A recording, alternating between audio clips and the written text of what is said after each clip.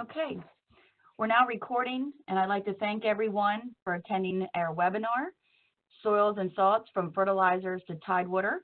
This is one of the regular Women in Ag Wednesday webinars we have on the 2nd and 4th Wednesday of each month. I'm Shannon Dill. I'll be facilitating the session. And throughout this presentation, we will be using the chat pod for questions. So please use the arrow key, select everyone, and type your question in. And we'll be answering questions at the end of the presentation. Before we begin, I'd like to say thank you to our sponsors and collaborators listed here on this slide, and remind you of the upcoming webinars we have. We have them planned throughout 2019, and on the blue link here, you can register for them. You can also view archived and recorded sessions from the last 3 years. Now I'd like to turn the presentation over to Jared Miller.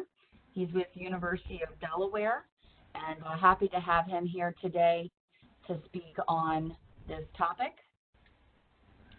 Jared, I just passed the ball to you, and you can share your screen when you're ready. Okay, yeah. So we're going to talk about salts in soils, and what are they?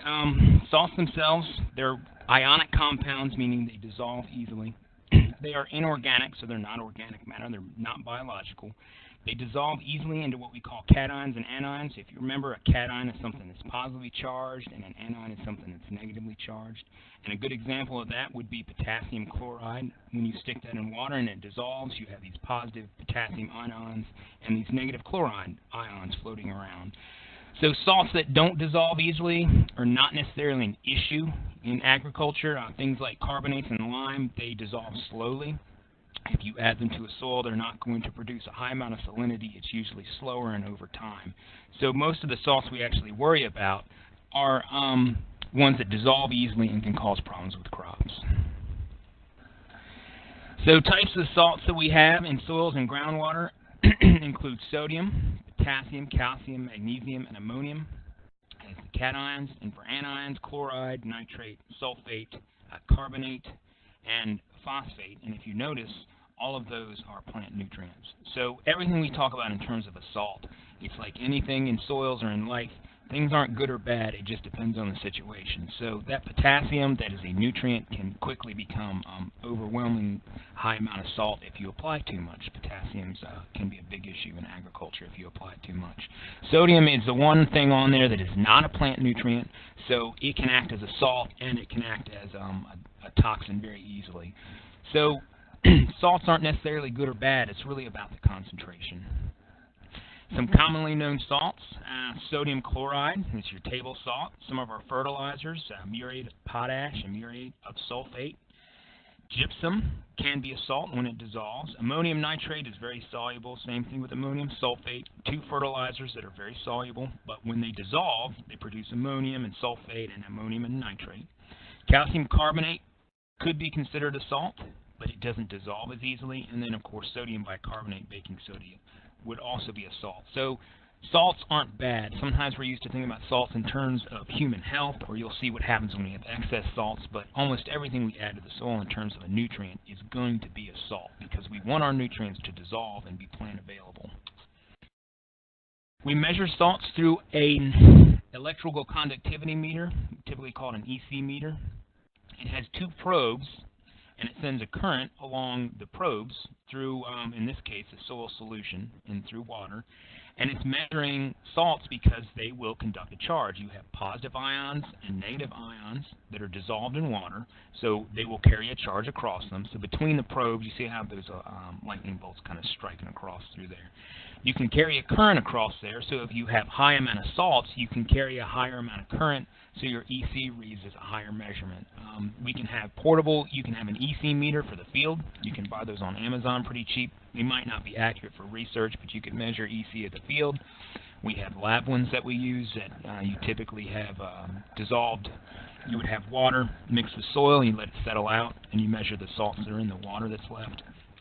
The units you get off of that, millimoles per centimeter, or decisiemens per meter, they mean the exact same thing. So if you're reading documents and trying to figure out the salt content, either one of those units, the number's actually exactly the same.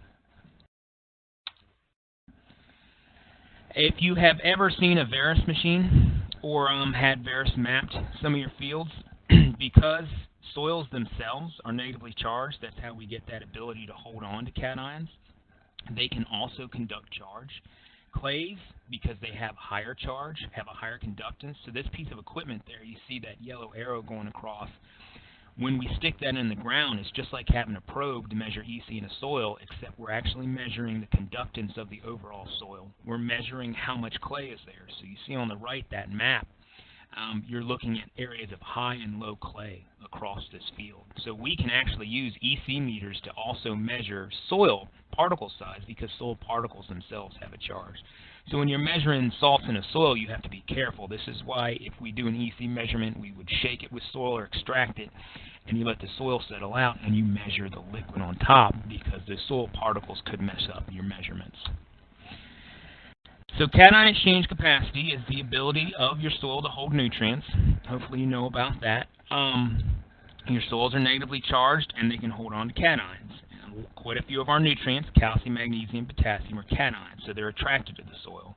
So soil in this case is the anion, and it's attracting all those cations. So it's natural for soils to have salts. There's going to be salts in there. The problem is, when is there too much, or when is there a toxic level of salt? So a lot of this bonding is what we call ionic, just like sodium chloride. It dissolves easily. So things like calcium are attracted to soil, but it's an ionic bond. It's not very strong. The reason I bring up these bonds is that a lot of those other salts we might talk about, like you could say, well, hey, what about zinc or copper? Those things bond tightly to a soil. Same thing with phosphate. It bonds tightly. So yes, phosphate itself might be considered a salt if it dissolved. However, in a soil, those typically bond tightly. This is why whenever you see any documents talking about salts in soils, we mention sodium, potassium, calcium, magnesium, all the things that are on the CEC that dissolve in water and they don't bond to the soil tightly. So they remain in solution where they can affect plant roots. The same thing with chloride and sulfate, but those are anions, so they don't bond to the soil. A higher CEC can be good or bad. If you have a higher cation exchange capacity, it could means it holds more total nutrients. It could be hard to correct the salt content. So the good part of having a CEC is in those soils with more clay, you can probably add a little bit more fertilizer and not have the salt effect, because that CEC kind of holds them back from the root a little bit. The bad is if you need to correct salt content, it can take more effort, because you might, if you can hold more salts, then correcting that means you might have to leach it with more water.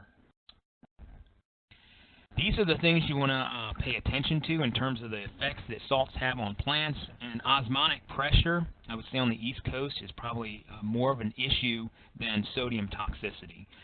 So salt effects on plant roots. Your plants need to pull water out of the soil. And the soil is actually pulling back on that water, because the soil can hold on to water a little bit too. So there's a push and pull. When you add salts in there, it makes it more difficult for the plant to pull water out of the soil. So the osmotic pressure is the pressure needed to prevent osmosis, or when a solution moves from higher to lower concentration. If you remember osmosis, what this means is if you have a high amount of salts out in the soil water, then it's more likely that water wants to move out of the plant root and into the soil, or it makes it difficult for the plant to pull water up into it because of that osmosis. So in other words, if the salt concentration is higher in the soil than the plant root, water will want to move out of the root and into the soil, or it just makes it very difficult for the plant root to pull up water. So excess soil salts will cause roots to dehydrate and die, which eventually, of course, kills the plant. So if you had normal salinity, when I was making this presentation, I forgot to water a plant in my house, so it made a great picture. Something we call Turgor pressure. So the salts that are inside the plant root and the pressure on the walls, the cell walls, actually that's what helps hold your plants up. So there should naturally be higher concentration of ions in the plant compared to the soil. The salts in your plant should be higher because it's taking up those nutrients.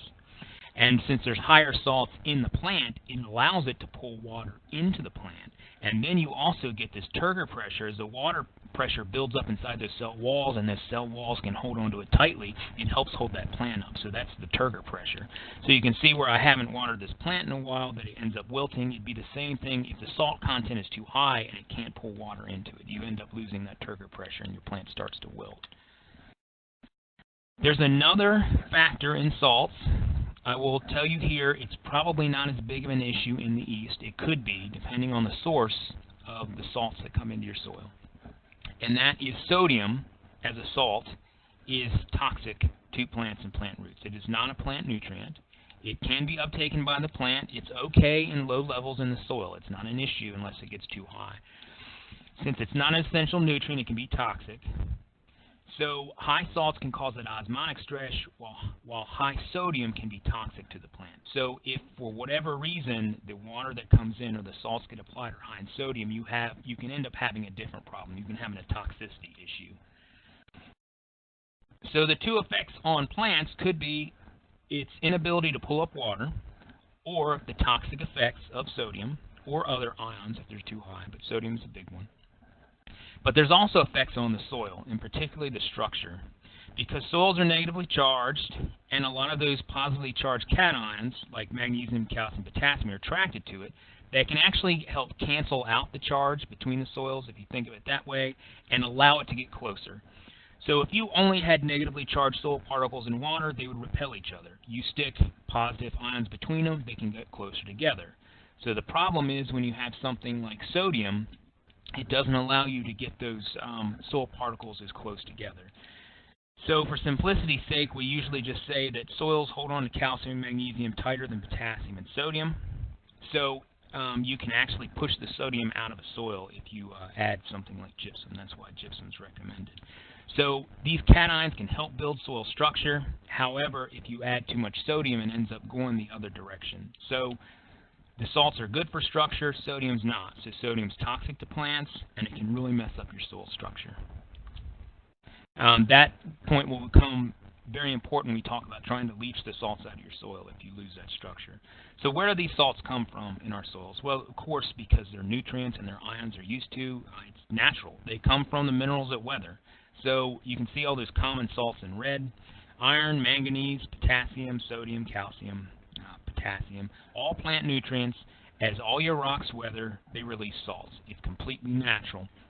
The issue comes, and we'll see in a minute, is how much rainfall do you have? So in the East Coast, we don't worry about how these weather and produce salts because we have enough rainfall, it keeps washing the excess out. It's not the same as you go out west. The one place where you might end up having some excess salts around this area would be in the Ridge and Valley. If you're over towards Hagerstown, the limestone can have excess amounts of magnesium and calcium, and those carbonates can be left on the surface. It's not necessarily a bad thing. It's not typically, I haven't seen it high enough where it causes issues with turgor pressure or anything, but it's possible to have some salts precipitate on the surface. I've seen it in some valley soils, but again, we have enough rainfall here, it's usually not an issue. So the problem with the minerals in your soil providing these salts is about how much rainfall you have. So as you see as we go across here from a dry to a wet climate, so we have what we'd have a desert soil. These are NRCS pictures I stole. So on the left-hand side, you have a desert soil that doesn't have a lot of rainfall. It has a lot of evaporation. So the moisture that does get in there and weather those rocks and form salts, well then if you have evaporation, it brings those salts to the surface. And that's why you can have crusts of salts on top of desert soils. You see a mollisol from maybe the Midwest, and you can have some leaching and you can have some evaporation. So you don't have enough leaching to carry it all the way through the soil profile, so you see where I put carbonates in there right in the middle. So here we have some salts, some calcium carbonates that can end up accumulating in that layer. So it depends on whether or not your roots get to that layer, if it's a problem. As you come further east and you have even more rainfall, in fact, this is the sassafras soil in Maryland, you get more leaching, the salts pull out of the soil, you get to the soil in Virginia, this highly weathered soil that's coated in iron oxides. There's enough leaching that salts aren't going to accumulate. So you weather those minerals and the salts leach out. So typically we wouldn't talk about salts in the East Coast as much. It was normally a problem out west with salt accumulation because they had more evaporation. There are some other ways you can have salts accumulate if you have poor drainage.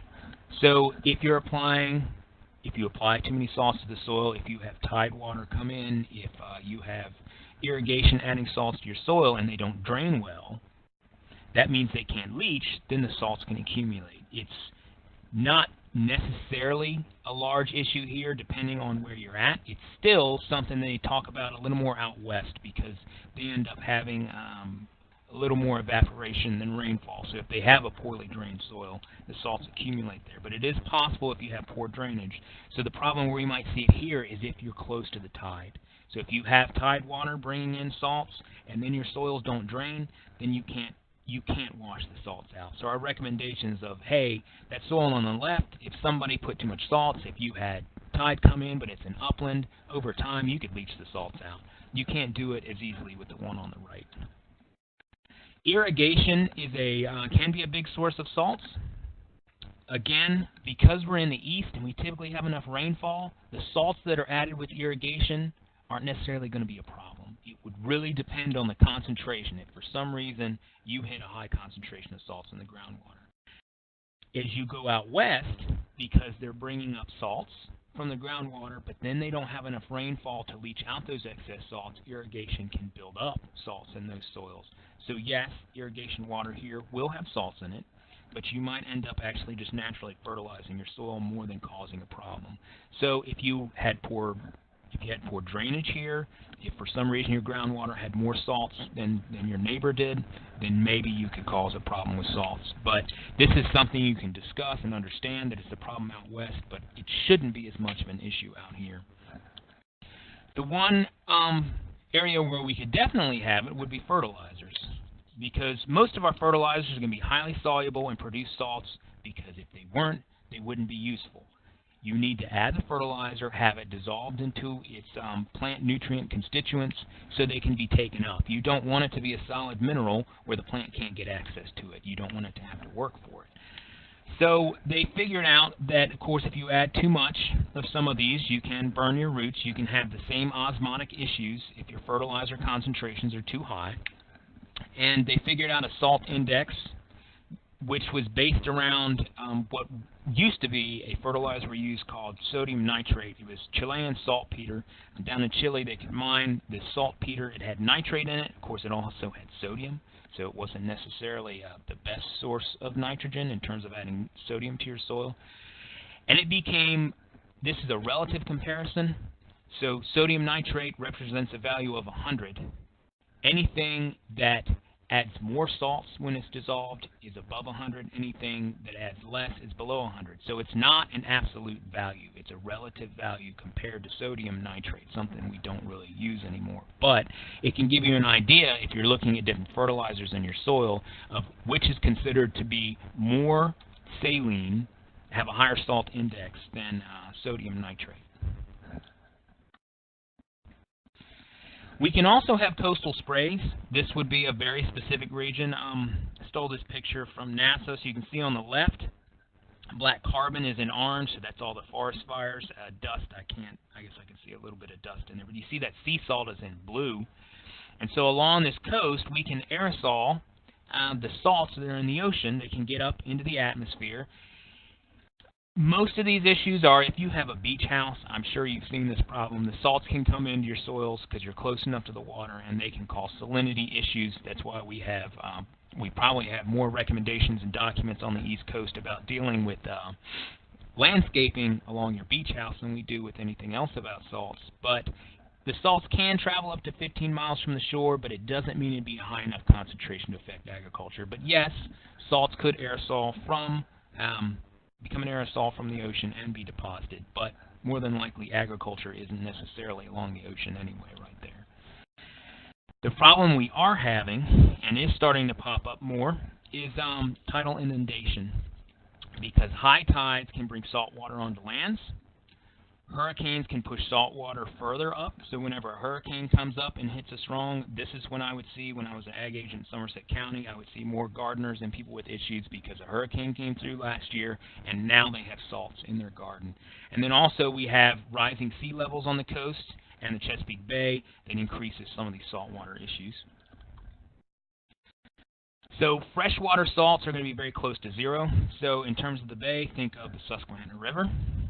And brackish waters, where you have that mix of saline and fresh, can range from 0.5 to about 35 parts per thousand. So go to the top of the bay, you're going to be closer to 0.5, 0. You go towards the mouth of the bay, emptying the Atlantic, you're going to be closer to that 35 parts per thousand. You have to worry about where you're at on the bay, as well as worry about what time of year it is. This is from the Maryland Department of Natural Resources. So in the spring, you look down at the bottom, there's our 30 parts per thousand. There's your salt water coming in from the ocean, getting 30 to 35. As the summer turns to fall, and we have less fresh water coming down out of the Susquehanna, then we end up moving that salt concentration up. So salt concentration in the bay, that brackish water, that mix of saline and fresh water, can actually move throughout the season. So further up the bay as you get to the fall, especially when these hurricanes are coming through, you can actually have more saline water than you would have had in the spring. So you have to consider the time of year. So the reason that we're having these discussions, and we have to worry about this more often now, is that we're having subsidence and sea level rise along the Bay region. It's faster here than some other parts of the country. So before I moved here, or moved back here, based on my soil science training, I would have usually said that saline soils should be uncommon in the east. That's typically what we told people. But coming back here, there's been a lot more issues along the Delmarva region because groundwater, pulling groundwater out of the peninsula causes subsidence, as well as just other natural reasons for subsidence to fall down, or the land to drop down some, and then also climate change is causing sea level rise. So we have these two factors combining together that's causing a faster rise in our region. So you can see some images here. We have some research studies that are looking at this. It's called saltwater intrusion, that these salt waters come into lands where 50 years ago they weren't used to it happening. So they were agricultural lands, they were perfectly productive, but now more often we're getting salts come onto these lands and lowering the production of the ground. So you can see in these regions, you don't have to be on the bay, you just have to have some kind of tributary that has brackish water that the salts can come up through ditches or up through the marshes or up through the groundwater. So in the upper right-hand corner there, you can see all of that ground that's not growing crops very well or not growing anything, even weeds, and that is due to the high salt concentration. And down the lower left-hand corner, you can see where I parked a truck and taken some photos and see what that salt can do when it comes up into the soil. It's very hard for any plant to grow if it can't pull water up out of the soil. So this is becoming an increasing issue along the Delmarva that we wouldn't have thought about 30 years ago. There are different tolerances to salts that plants have, so you can pick and choose if you have more saline ground and if you move to a different part of the country or the plant that has more salt issues, you can choose different crops to grow. Barley is fairly tolerant, so this table from Utah State Extension, because you go out to the desert, you're more likely to have to deal with salts, shows you the EC, that reading from the EC meter that you would have to end up with a loss in plant productivity. So barley is fairly tolerant compared to the others. It's at the top. You would have to have an EC of about 9.6 to see a 10% loss. When you get down to watermelon, you would just have to have an EC of about 2.5. So you can see that some of the small grains, barley, rye, wheat, and then sorghum, more tolerant than when you get down to corn, orchard grass. So tomato, sweet corn, watermelon, this is not ground that you're going to grow vegetables on very easily. Of course, most of this ground was probably wet to begin with, but still, these salts out west, their issue would be bringing up salts from irrigation and possibly having the evapotranspiration issue. Out here, we're probably going to be growing grain crops and field crops along here anyway, but then you have to make a decision as these salts come in, what can you replace these plants with? If you were growing corn there, you might move to sorghum or barley in that case. Again. So how do plants become tolerant to salts in the soil? So they can limit the osmotic stress by reducing water loss. So plants can close their stomata to reduce evaporation. They can take up more water to try to lower the salt concentrations. That's one way these plants might be dealing with it. I couldn't tell you how barley versus sorghum deals with salts. I don't know specifically the mechanisms they use. These are just the mechanisms they've found that plants in general can use. Sodium and chloride, those toxic levels of those nutrients, they can actually exclude them from plant uptake, prevent them from crossing the boundary of the root. If they do get across the root, they can compartmentalize them in tissue. They can put them in these vacuoles and keep them from being toxic to the plant. So the plants like barley that are a little more tolerant of salts probably have methods like these that they can use at their disposal that corn and watermelon can't. The crop response to salinity usually starts with that osmotic phase, that an issue with pulling up water, where water uptake is inhibited. If your EC is greater than 25, then the osmotic phase definitely dominates, and it's not necessarily the toxic side of it. The second phase attempts to exclude the ion uptake, so if you want to prevent an imbalance of potassium versus sodium or chloride, they try to exclude the ion. And this could be more important over longer time periods. So the osmotic effect dominates when salts are high. It dominates also at the beginning stages. First, the salts affect water uptake, and then eventually it becomes the toxic levels if you have that sodium concentration. So I'm still pushing you back towards thinking about water uptake as a bigger issue than sodium toxicity along the East Coast.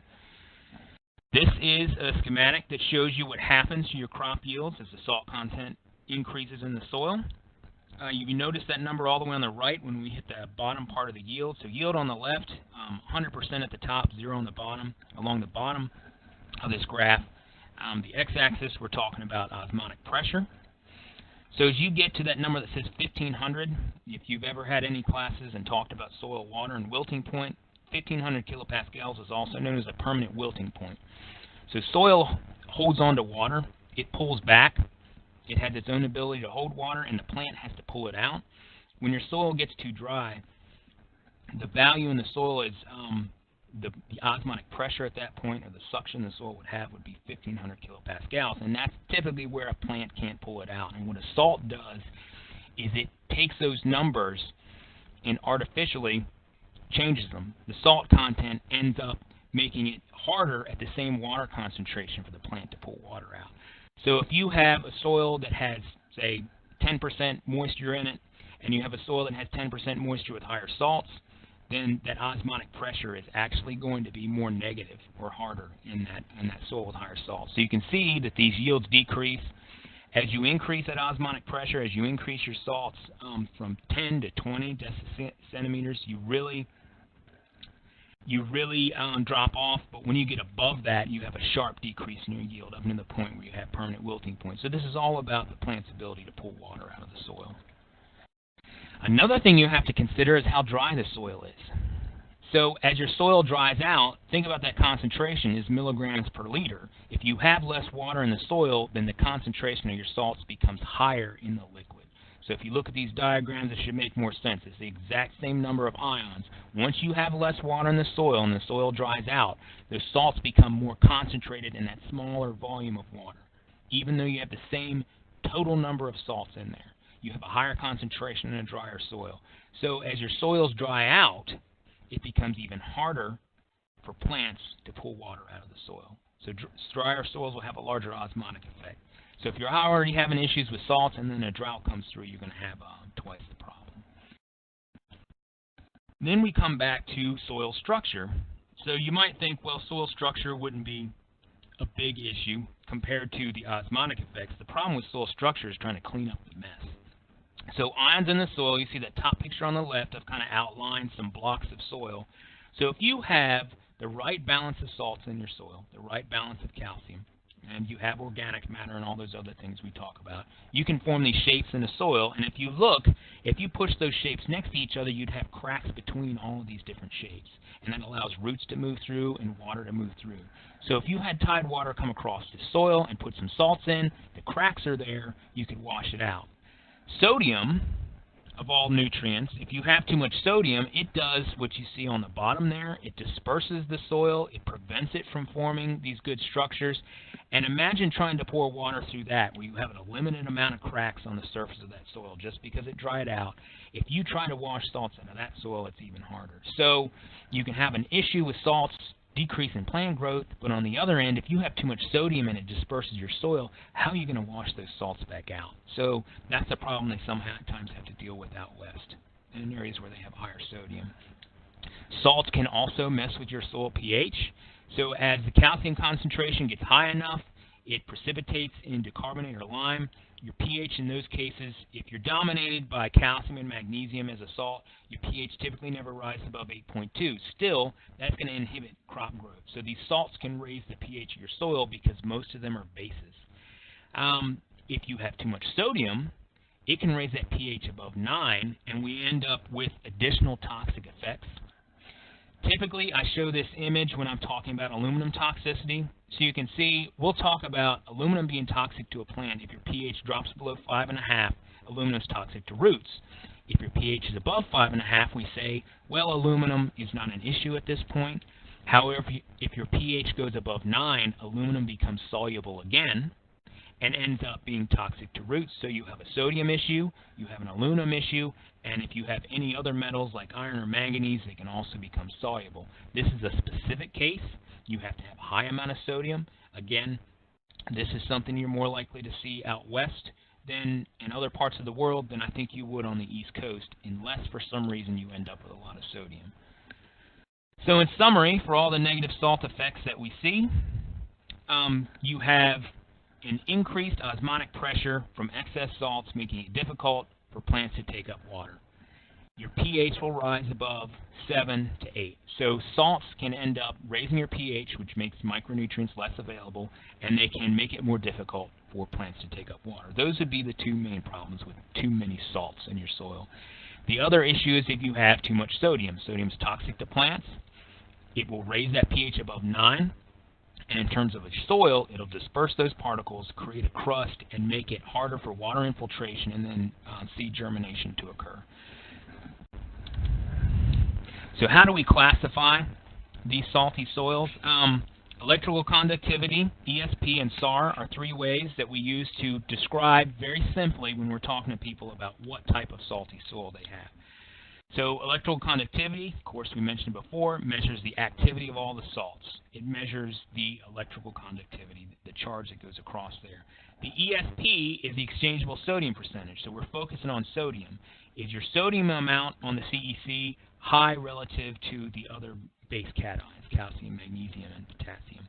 And then SAR can be compared to ESP. It's the sodium absorption ratio, so it's sodium divided by the square root of calcium and magnesium divided by 2.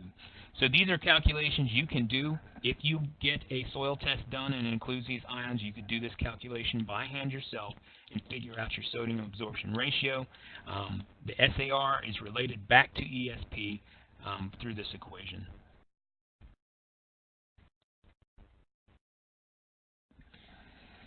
So this table shows you how they come up with these classifications for salty soils. And it is used a little bit more out west. More than likely, most of our soils from Tidewater are sitting in what we call the saline classification.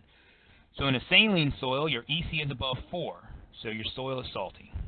Your pH is less than 8.5 because it's saline. It's high salt, it's not high sodium. Your ESP and SAR are also both low because those are all going to be related to sodium concentration. So a saline soil has a whole lot of salts, but they're not dominated by sodium. That's what that means.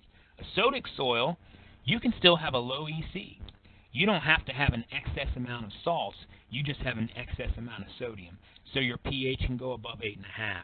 Your sodium, your ESP and your SAR can both be higher than 15 or 13 if you do that calculation. And then there's also the one that's in between. You have a high amount of salts. You do not have a high pH because the calcium and magnesium help keep it from going too high. It's controlled more by lime than sodium bicarbonates. And you can have a high ESP and a high SAR relative to those. So a saline sodic is kind of a transition in between both of them. You have an excess amount of salts, but you also have a high amount of sodium. So saline soils have an overall salt issue. So in that soil, you definitely see an osmotic effect. A sodic soil is going to have toxic sodium and poor soil structure, and then saline sodic has the worst of both worlds, but still can end up having good structure. So you have salts in the osmotic effects, you have possible toxic levels of sodium, but you might have good enough structure that you can correct the problem. So for the classification of salty soils, saline, excessive salts for plant growth. A sodic soil, excessive sodium on the CEC, but not high in overall salts. And then saline sodic, you end up having high salts and high sodium, but calcium still helps control your pH and it helps control your structure. So how would you remediate these soils? If you have a saline soil, you just need to wash it with fresh water.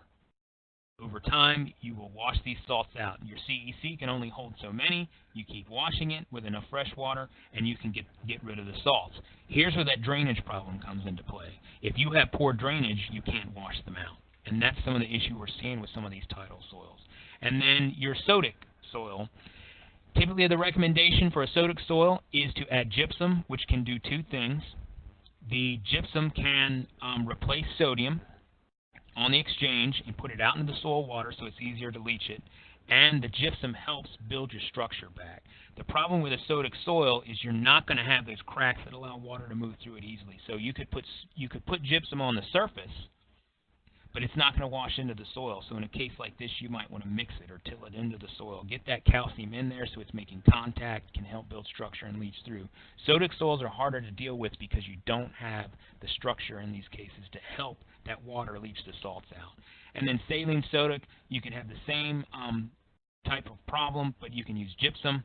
That calcium can help push the sodium out. It can help keep the structure good. And of course, you have to be able to wash it with fresh water. These salts are not going to move on their own. There has to be a lower salt content water move through there to help reduce their concentrations.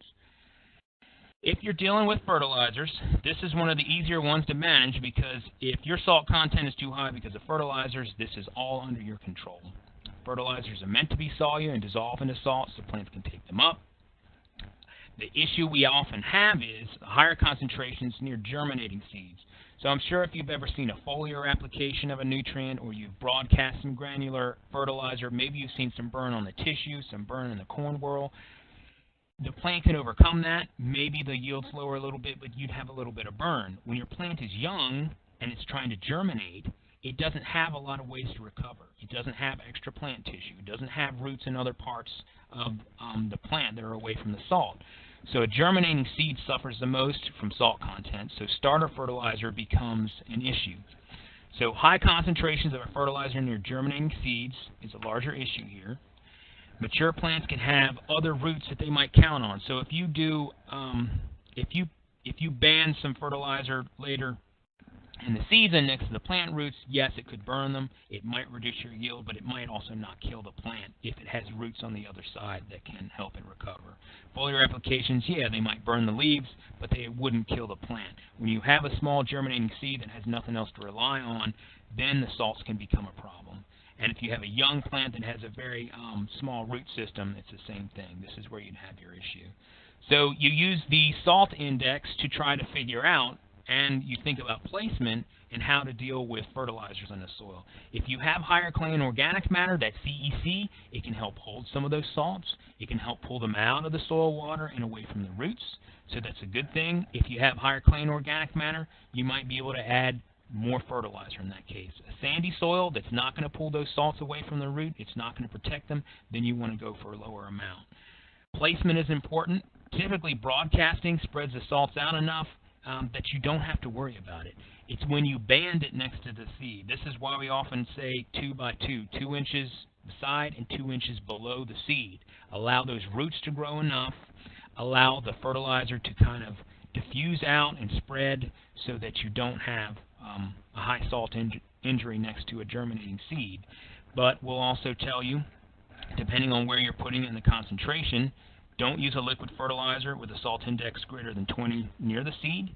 And a very common recommendation is not to use more than 10 to 20 pounds of nitrogen and potassium in furrow next to the seed. So you can put fertilizer with the seed, you just don't want it to be too high. So if you have a sandy soil, you probably want to push it to 10. If you have a soil that's high in clay or organic matter, you probably could push it closer to that 20 pounds.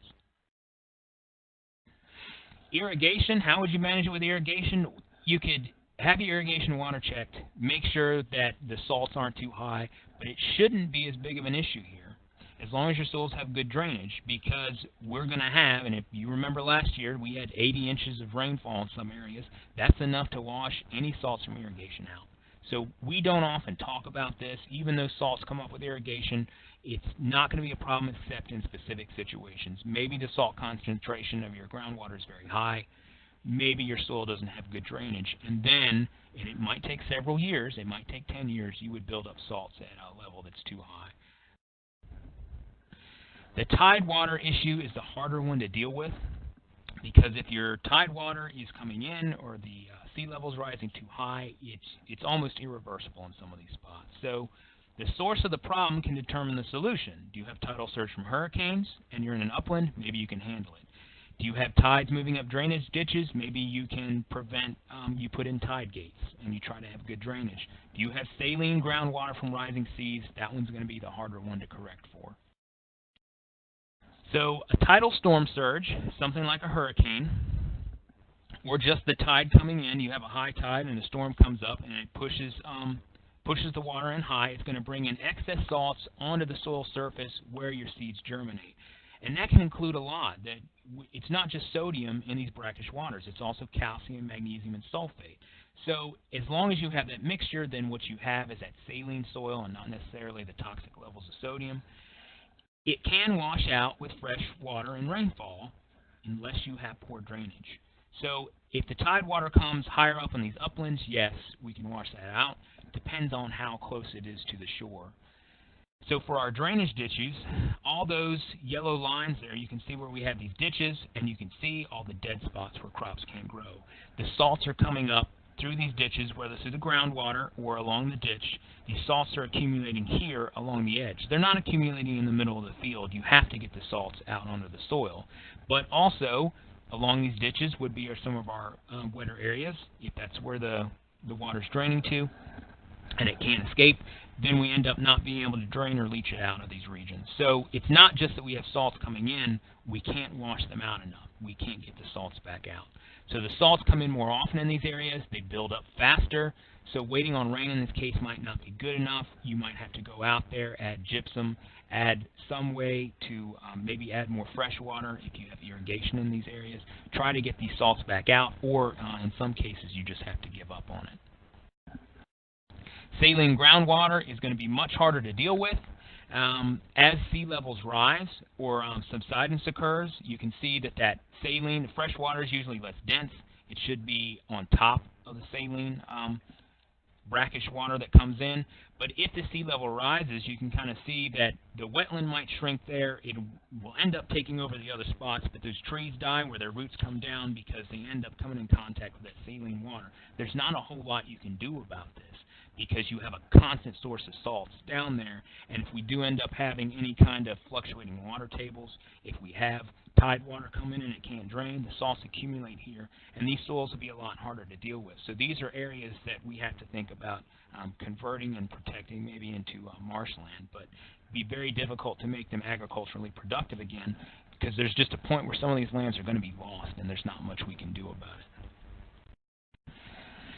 So if you are going to attempt to wash salts from the soil, a highly saline soil could need over 40 inches per acre of fresh water. And it would have to be added in increments so it doesn't pond. These are more recommendations from out west, but they would hold here. Soils high in sodium become a problem because crusts prevent leaching. You can add gypsum, which could help. It might not be as big of a deal with seawater, which includes calcium and magnesium, but that gives us another problem. If gypsum is a common way to cure a sodium issue, what if your issue is all of the salts? Then you really have to rely on an excess amount of fresh water to push those salts out. So if your soil doesn't drain that well, it's going to build up in salts and it's going to be a lot harder to deal with. Of course, in most cases, since we're talking about that root zone at the surface, if you can clear out the upper part of that soil versus the lower part, that might be one way to deal with it. If you're interested, I'm not going to put this video on here. There were some areas of Norway which were old seafloor beds that were very high in salts, and when these salts washed out, the soil became unstable and something they called quick clay. You can find this Rissa landslide on YouTube. You can watch entire landscapes become mudslides and carry farms and houses off into the water. This happened back in the 70s, but it still happens now. So salts are very important in terms of how they hold structures of soil together, and if you don't have salts, it's a problem. If you have too many salts, it's a problem. So it's not a good or bad thing. But you can watch this video on YouTube, and no one actually died in it, so don't worry about that. But you can watch and see what happens and how salts are a natural part of soils. So in summary, for saline soils, our most likely salt issue in the Mid-Atlantic is going to be fertilizer burn for the majority of you. Anybody that's along the tide would have different problems, but most people have to worry about where do I place my nutrients. Irrigation issues to me are going to be unlikely as long as we keep getting that 60 to 80 inches we got last year. That's enough to keep washing salts out, because irrigation, unless you start pumping from some brackish water, you're not going to be adding a whole lot of salts for most of our groundwater. Landowners along the shoreline will experience tidal inundation. So if you can prevent tidewater from coming on the land, if you can drain these soils, if you can put in tile drain to get water off of them, adding gypsum, planting more salt-tolerant crops as you try to recover, and possibly in the end for some of these lands, we're just going to have to let them revert and convert into wetlands. All right. Let's see if I can get back to where we see questions.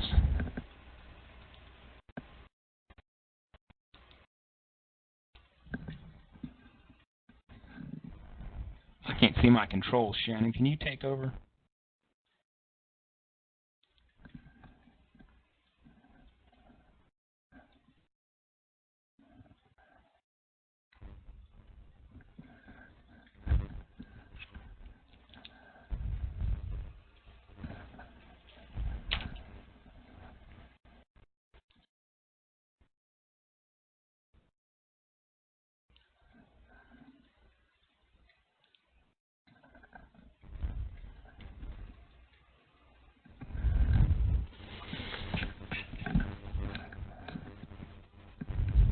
If anybody has any questions, there's a chat box down in the corner. You can just type the question. If not, you can always email me with questions as well. My email address is my first name at udel.edu. I have helped people in the past. If you think you have saline soils, if you've had tide come across your garden, it's very easy to do that calculation and see what to do. I did learn in Somerset County, I was just used to talking about sodium and gypsum and solving the problem. But some people's levels of calcium and magnesium were so high, and this one issue this guy had is he had plastic underneath his garden, so water couldn't drain out. So we had to, I don't know how it turned out for him. He didn't come back, but he had to punch holes in the plastic to allow water to drain to get the salts out of there. So there are ways to deal with it, especially if you have smaller acreage or you're dealing with a garden.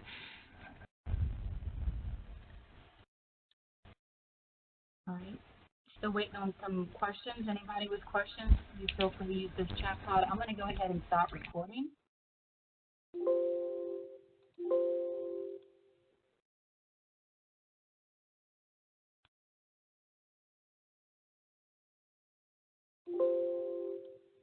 Doesn't want me to stop recording.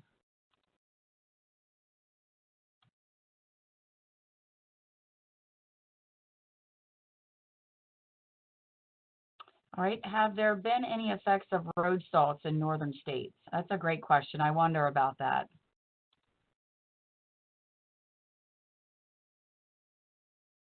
Might not have seen that. Yeah, along the edge. That's I didn't include that here, but salting your sidewalk will end up having the same problem. It's just it's a smaller issue. It's along the edges. I had a professor who had done some work in Vermont, probably back in the 80s. and he proved that the salts that they were adding was detrimental to the banks, and they never gave him a grant to work on anything again. So yeah, salts along those edges definitely will cause a problem. It's usually going to be localized to along the edge of that road, but if you happen to have a garden or landscaping along that edge where they put down salts, yeah, you would probably see some issues. Again, in that case, more than likely, if you just add some extra water there, get it below that root zone, you could probably help solve some of those issues. If you are talking about a mile-long fence you have, where you might have some horse pasture, that might be a different problem.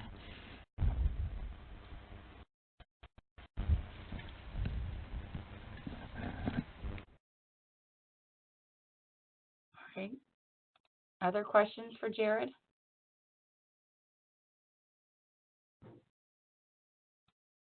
Jared, we really appreciate you being here today. As a reminder to the participants, the recording will be available and sent out in an email link within the next day or so as it gets uploaded, and the link will also direct you to his slides, so you will be able to download those in a PDF version. So the slides will be available as well as the recording.